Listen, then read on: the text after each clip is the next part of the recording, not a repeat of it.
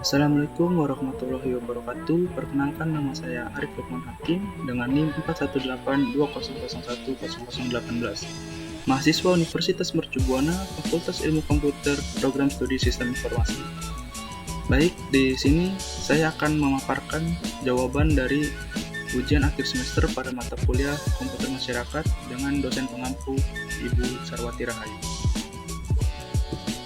Berikut adalah daftar soal atau pertanyaan yang sudah diberikan. Yang pertama yaitu, sebutkan sifat-sifat dan jenis-jenis hak kekayaan intelektual. Jelaskan masing-masing. Yang kedua, sebutkan dan jelaskan hak kekayaan industri dan hak kekayaan teknologi informasi. Yang ketiga, jelaskan dan berikan contoh etika profesi di bidang IT. Soal nomor 4 yaitu, jelaskan pengertian dari masyarakat informasi. Dan yang kelima, bagaimana perkembangan kejahatan komputer saat ini? Berikan contoh kasus yang menggunakan UU ITE. Lalu, yang terakhir yaitu, jelaskan secara singkat kegiatan pengabdian masyarakat yang telah kalian lakukan. Langsung saja soal yang pertama yaitu, sebutkan sifat-sifat dan jenis-jenis hak kekayaan intelektual. Jelaskan masing-masing. Nah, jenis-jenis hak kekayaan intelektual itu dibagi menjadi dua, yaitu hak cipta atau copyright adalah hak terhadap hasil buah pikiran atau olah seni seperti yang melekat pada lagu, karangan, dan sebagainya. Nah, perlindungan ini layak diberikan. Kenapa? Karena tentu saja akan lebih mudah mengcopy daripada menciptakan.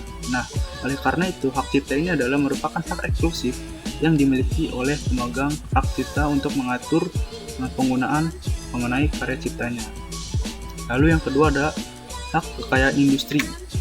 Hak kekayaan industri ini merupakan salah satu legalitas yang perlu diperhatikan, terutama dalam dunia usaha. Di mana hak kekayaan industri ini terdiri dari beberapa turunan, yaitu ada hak paten, hak atas merek, desain industri, dan indikasi geografis. Nah, dengan mendaftarkan hak kekayaan industri yang dimiliki, maka bisnis yang dijalankan otomatis akan memperoleh perlindungan hukum. Bukan hanya itu, kerugian yang mungkin terjadi pun dapat terhindarkan. Nah, lalu yang kedua itu ada sifat-sifat hak kekayaan intelektual. Di mana di sini terdapat dua sifat hak kekayaan intelektual, yaitu mempunyai jangka waktu tertentu atau terbatas. Nah, maksudnya adalah apabila telah habis masa perlindungan ciptaannya, maka akan menjadi milik umum. Jadi apabila jangka waktu tersebut telah habis masa perlindungan terhadap hak ciptaannya, maka itu akan berlaku untuk umum. Tapi ada pula yang masa perlindungan itu bisa diperpanjang. Nah, yang kedua ada bersifat eksklusif atau mutlak. Jadi maksudnya adalah hak kekayaan tersebut dapat dipertahankan terhadap siapapun. Pemilik hak tersebut dapat menuntut terhadap oknum-oknum yang melakukan pelanggaran yang dilakukan terhadap karya ciptanya. Langsung saja soal nomor 2 yaitu, sebutkan dan jelaskan hak kekayaan industri dan hak kekayaan teknologi informasi. Nah, hak kekayaan industri itu sama seperti di slide sebelumnya, yaitu merupakan salah satu legalitas yang perlu diperhatikan, terutama dalam dunia usaha. Nah, dibagi menjadi beberapa turunan, yaitu hak paten, hak atas merek, desain industri, dan indikasi geografis. Nah, hak paten itu contohnya bisa dilihat seperti temuan teknologi tertentu yang diaplikasikan pada suatu produk. Jadi penemu teknologi tersebut berhak menggunakan teknologi ataupun memberikan izin kepada pihak lain untuk menggunakannya. Nah, tentunya si pemilik hak paten tersebut akan selalu mendapat manfaat ekonomis dari kegiatan yang dilakukan. Lalu untuk hak atas merek merujuk pada penggunaan eksklusif merek yang telah didaftarkan. Jadi misalkan merek Adidas, maka hanya pemilik hak merek lah yang diperbolehkan melabeli produknya dengan merek tersebut dan mencantumkan bahwa produk tersebut orisinal. Lalu ada hak desain industri. Di sini merupakan desain khas yang dimiliki oleh suatu merek. Nah, misalkan merek Rolex, jam tangan. Nah, Jam tangan tersebut tentunya memiliki ciri khas tersendiri yang membedakannya dengan merek lain gitu. Nah, terakhir ada indikasi geografis. Indikasi geografis ini seperti yang sering kita lihat, made in China, made in Korea, made in Indonesia, dan sebagainya. Nah, itu adalah klasifikasi indikasi geografis suatu produk yang menunjukkan dari mana produk itu berasal atau dari mana produk itu dibuat. Nah, ini perlu dicantumkan karena kadang faktor geografis juga menunjukkan reputasi dan kualitas produk itu sendiri. Lalu yang B, yaitu kekayaan teknologi informasi. Nah, hak kekayaan intelektual dalam teknologi informasi tidak dapat lepas dari HAI tentang perangkat lunak. Nah, berdasarkan beberapa penggunaannya, perangkat lunak dibagi menjadi beberapa kategori, yaitu perangkat lunak komersil, di mana merupakan perangkat lunak yang dikembangkan untuk tujuan komersil atau memperoleh suatu keuntungan. Sebagian besar perangkat lunak komersil merupakan perangkat lunak yang berpemilik. Apabila kita menggunakan perangkat tersebut, maka kita harus membayar lisensinya. Lalu yang kedua ada perangkat lunak berpemilik, yaitu perangkat lunak yang tidak bebas. Perangkat lunak yang tidak bebas ataupun semi bebas. Jadi kita dapat menggunakan, mengedarkan dan memodifikasinya perangkat tersebut tapi sesuai dengan izin pemiliknya. Jika pemiliknya tidak mengizinkan, maka kita tidak dapat menggunakan atau mengedarkan dan memodifikasinya. Lalu yang ketiga ada perangkat lunak semi bebas, yaitu merupakan kategori perangkat lunak yang dapat kita gunakan, kita salin, dan kita modifikasi untuk keperluan tertentu. Misalnya keperluan pendidikan. Nah, untuk kepentingan yang lain belum tentu diizinkan. Lalu ada shareware. Shareware tersendiri merupakan perangkat lunak yang dapat didistribusikan secara bebas. Akan tetapi apabila digunakan secara terus-menerus, maka pengguna harus mendapat lisensi atau membayarnya. Lalu yang terakhir yaitu open source. Perangkat lunak kategori open source ini merupakan atau sumber terbuka adalah perangkat lunak yang source kodenya atau kode sumbernya itu dapat diketahui oleh orang lain. Sebenarnya perangkat open source atau sumber terbuka ini merupakan nama dagang untuk free software atau software gratis dengan tujuan untuk memberikan masyarakat perangkat lunak yang gratis, memberikan perangkat lunak yang gratis kepada masyarakat. Lalu yang nomor 3 yaitu jelaskan dan berikan contoh etika profesi di bidang IT. Nah, etika dalam teknologi informasi adalah sekumpulan nilai mengenai benar salah dalam proses mengumpulkan data, menyimpan data, dan menampilkan dan mengumpulkan data, menyimpan data, menampilkan data, dan menampilkan bentuk informasi kepada masyarakat melalui perangkat teknologi informasi. Nah, seorang profesional IT tidak dapat membuat program dengan semaunya. Jadi ada beberapa hal yang harus diperhatikan, seperti untuk apa program tersebut dibuat nantinya, atau untuk apa program tersebut digunakan oleh kliennya. Dan user pun dapat menjamin keamanan dari sistem kerja yang aplikasi tersebut dirancang gitu kan.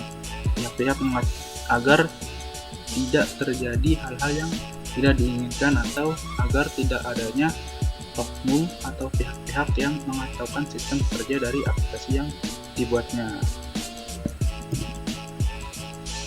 Berikut adalah contoh etika profesi dalam bidang teknologi informasi, yaitu penjualan online.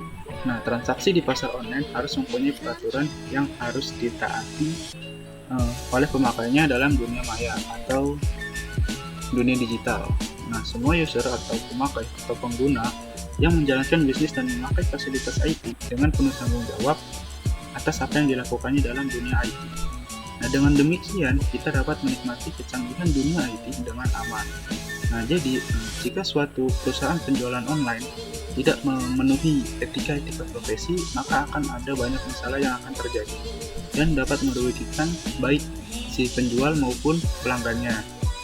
Misalkan seperti adanya penipuan penjualan, di mana informasi yang diberikan tidak sesuai dengan kondisi barang yang dijual, atau penipuan dalam transaksi seperti pelanggan sudah membayarkan sejumlah harga yang diberikan kepada penjual, namun pihak penjual tidak mengirimkan barang sesuai dengan yang dipesan oleh si pembeli.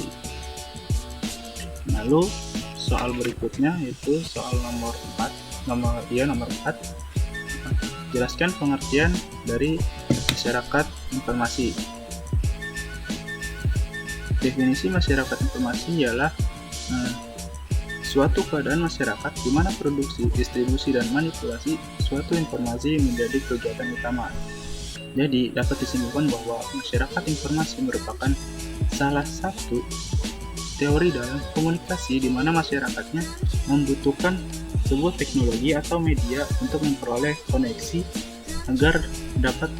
agar mendapatkan informasi seakurat mungkin dan secepat mungkin.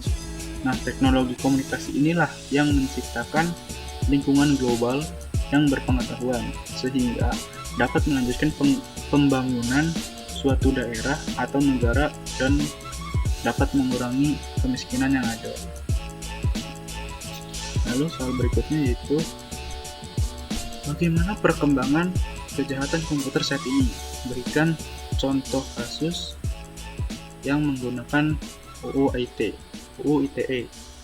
Nah, kejahatan komputer atau cybercrime adalah segala aktivitas ilegal yang digunakan oleh pelaku kejahatan dengan menggunakan teknologi sistem informasi jaringan komputer, baik untuk memperoleh keuntungan ataupun tidak dengan merugikan pihak lain. Nah, cybercrime terjadi di Indonesia sejak tahun 1983, terutama di bidang perbankan. Nah, dalam tahun-tahun berikutnya, sampai saat ini di Indonesia banyak terjadi cybercrime,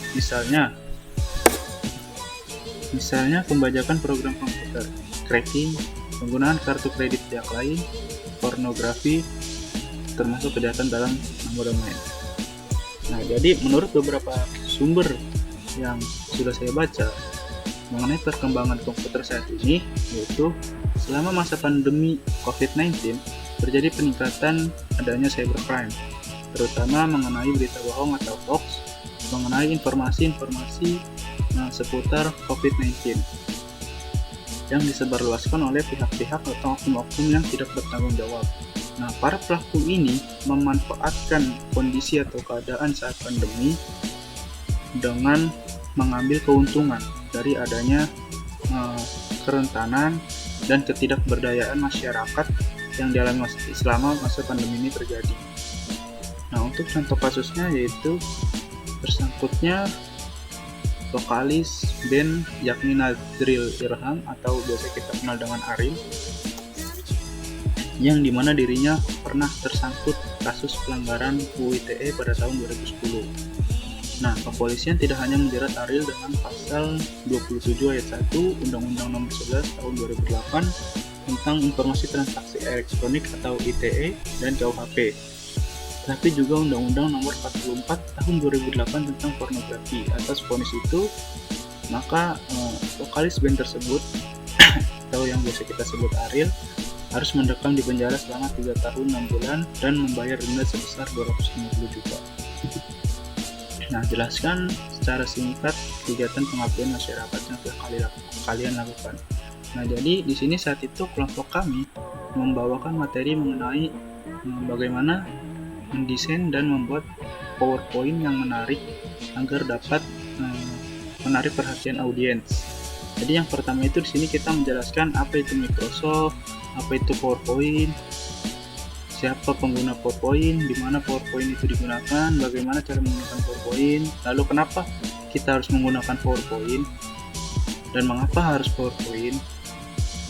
Lalu ada hal-hal yang harus diperhatikan dalam membuat PowerPoint, yaitu dari mulai desain, terus meminimalkan jumlah slide dan penggunaan teks. Nah, dalam penggunaan teks kita juga memperhatikan bagaimana memberikan judul yang tepat dan untuk memasukkan materi ke dalam PowerPoint itu ada bagusnya ya kita masukkan poin pentingnya saja, lalu penempatan teks agar mudah dibaca, tata bahasa.